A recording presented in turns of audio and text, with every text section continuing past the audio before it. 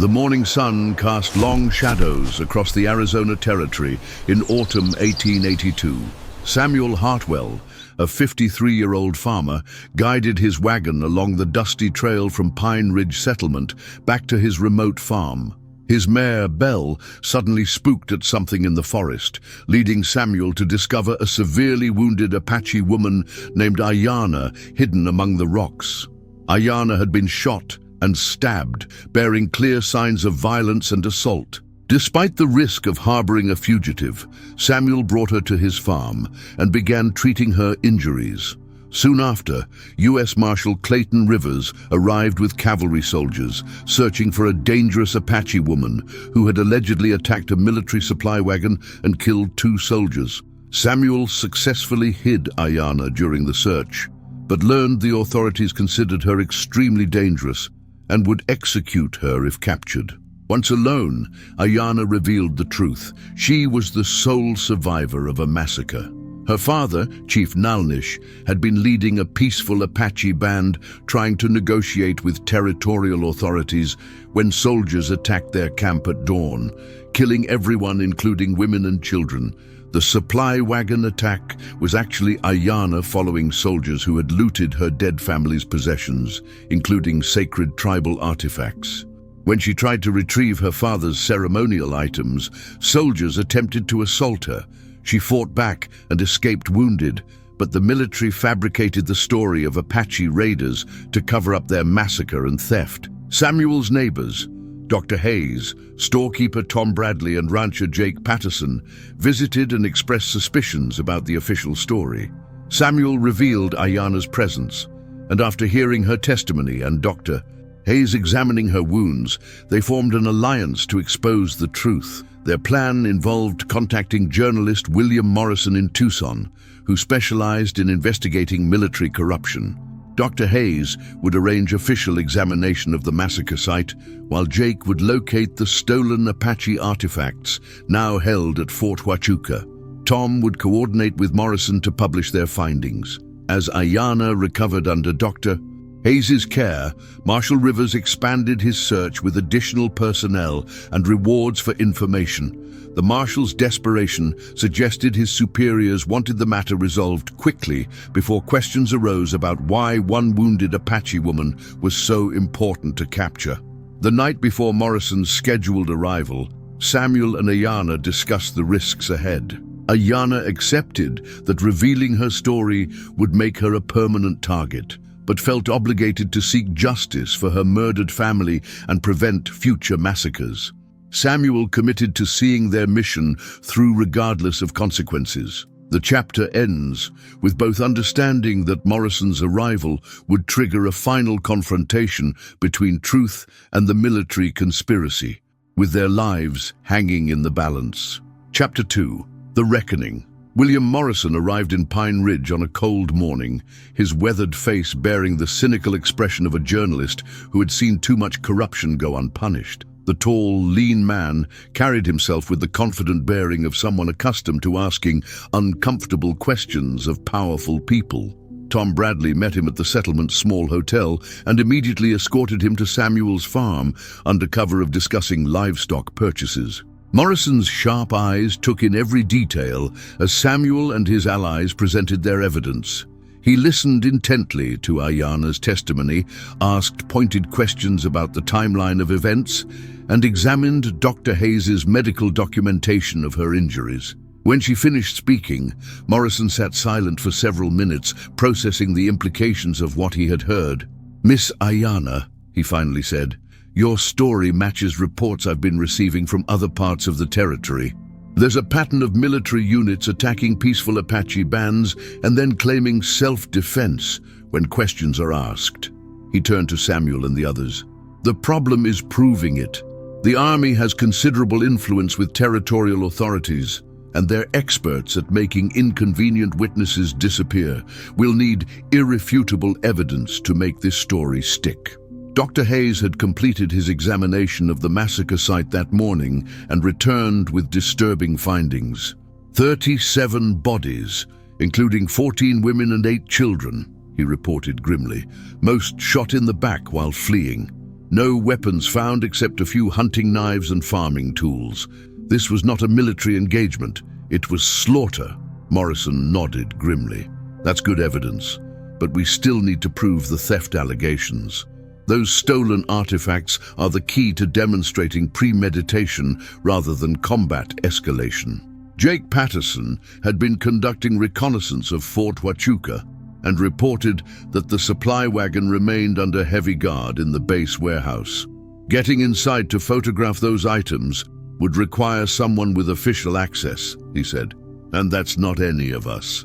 The solution came from an unexpected source. Ayanna remembered that her father's ceremonial headdress contained a distinctive silver medallion passed down through generations of chiefs, with unique markings that could be identified from a distance.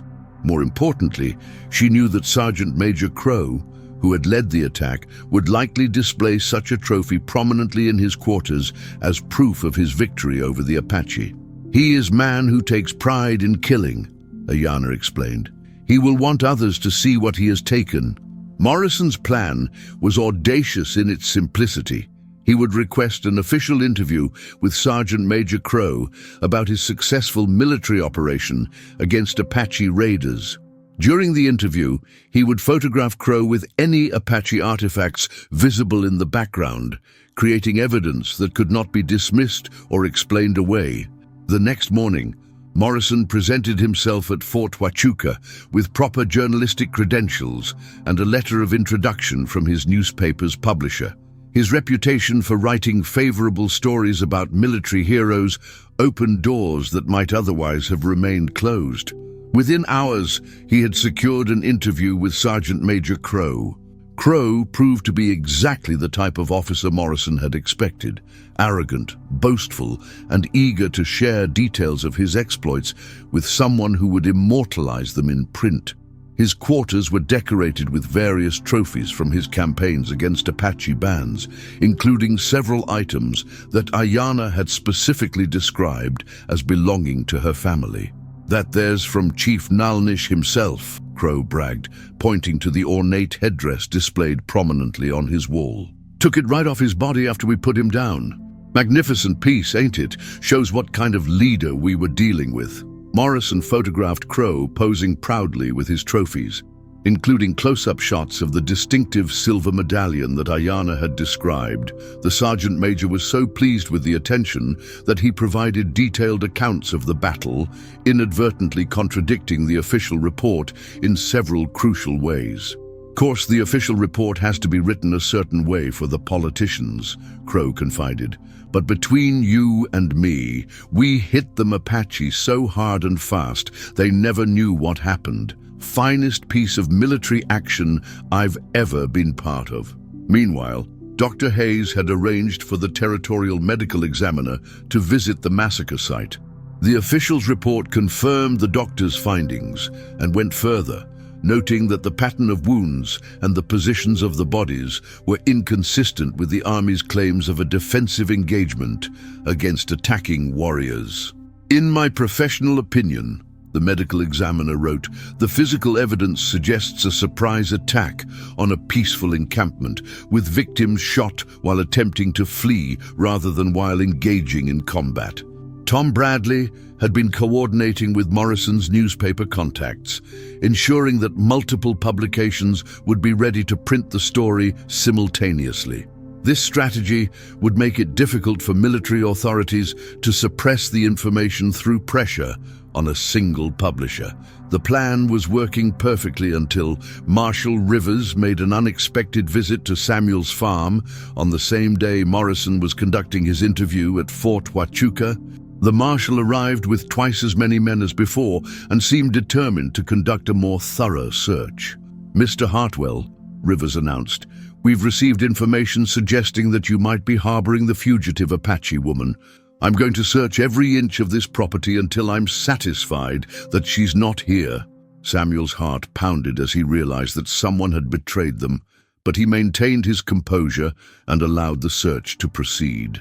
This time, however, the marshal's men were more systematic, checking spaces that had been overlooked during previous visits.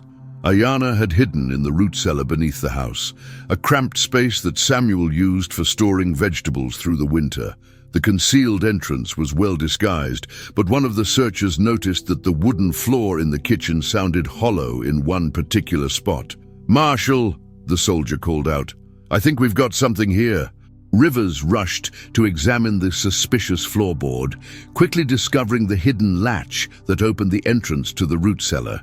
As he lifted the wooden panel, lamplight revealed Ayana crouched among the winter supplies, her eyes defiant despite the hopelessness of her situation.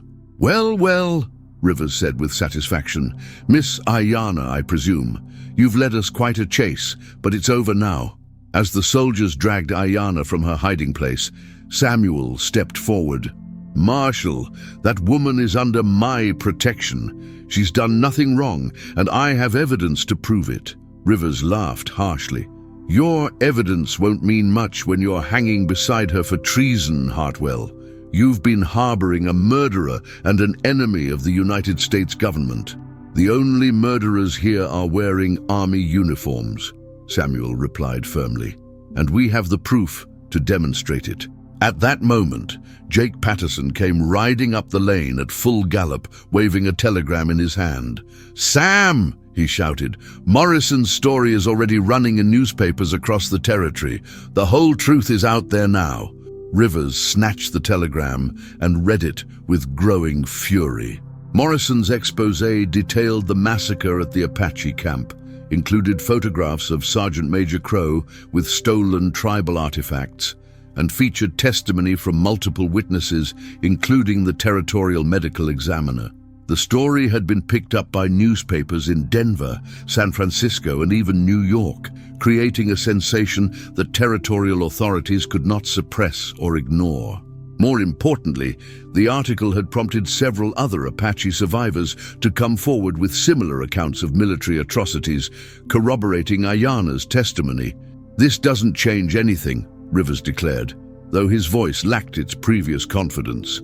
"This woman is still a fugitive from federal justice, and I'm taking her into custody." "Actually, Marshal," Dr. Hayes said as he arrived with Tom Bradley and several other prominent citizens from Pine Ridge, "I don't think you are." The doctor held up an official-looking document with impressive seals and signatures. "This is a writ of habeas corpus issued by the Territorial Supreme Court, demanding that Miss Ayana be brought before a civilian judge rather than military tribunal. It seems the governor is very interested in hearing her testimony under oath." Rivers examined the document with obvious frustration, recognizing that he had no legal authority to ignore a direct order from the Territorial Supreme Court. The political implications of Morrison's story had already reached the highest levels of government, and powerful people were demanding answers. "This isn't over," Rivers warned as he reluctantly ordered his men to stand down.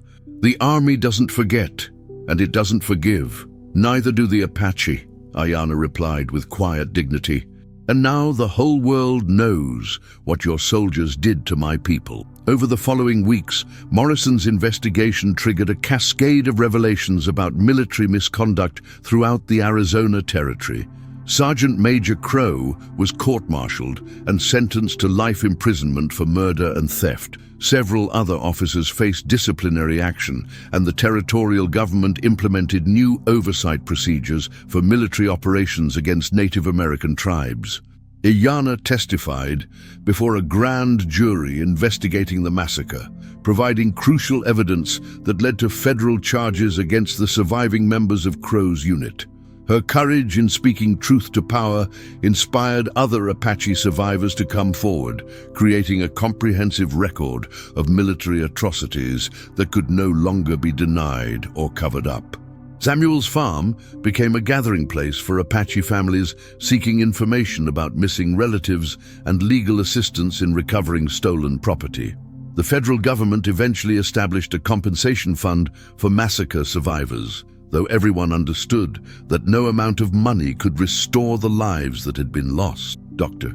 Hayes expanded his medical practice to serve Apache patients who had previously been denied health care, while Tom Bradley's store became a trading post where tribal members could conduct business without fear of discrimination. Jake Patterson used his influence with other ranchers to establish employment opportunities for Apache men seeking work outside the reservation system. William Morrison continued his investigations into military corruption, using the credibility gained from the Apache massacre story to expose similar atrocities in other parts of the American West.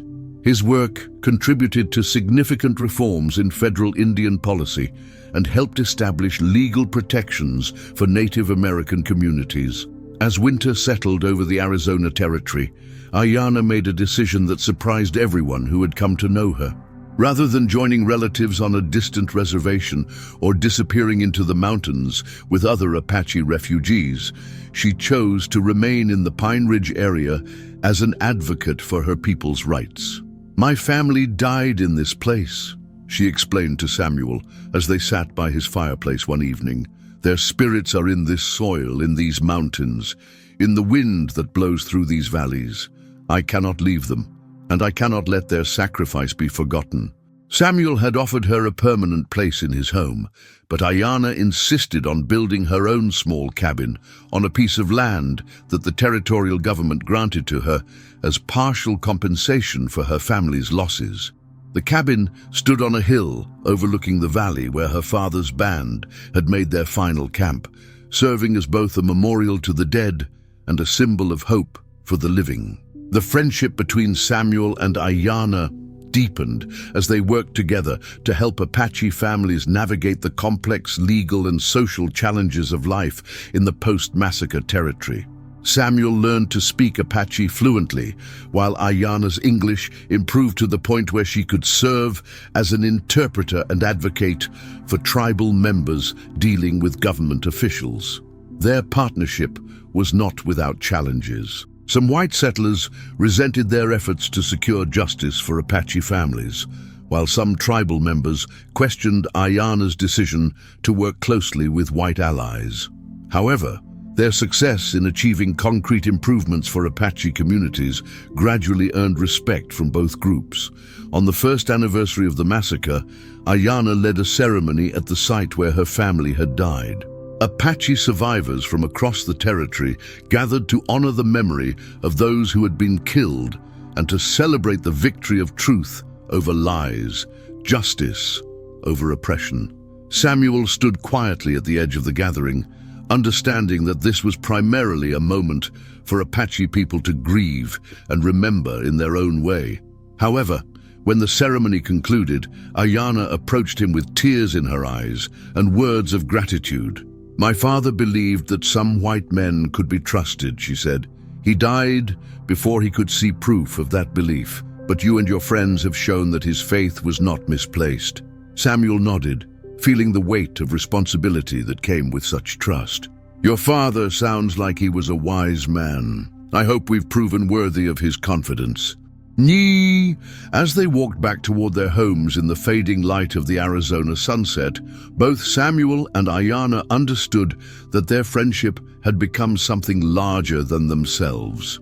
It represented the possibility of understanding between peoples who had been enemies, the power of truth to overcome even the most carefully constructed lies, and the courage required to stand up for justice when doing so demanded risking everything. The story of their unlikely alliance would be told and retold throughout the territory, inspiring others to bridge the divides that separated communities and to seek justice for those who had no voice to speak for themselves. And in a modest farmhouse in the valley below, the lamp in Samuel Hartwell's window continued to burn each night, a beacon of hope for anyone seeking refuge from the storms of hatred and injustice that still swept across the American frontier. The Apache massacre had ended with the triumph of truth, but the larger struggle for justice and understanding continued.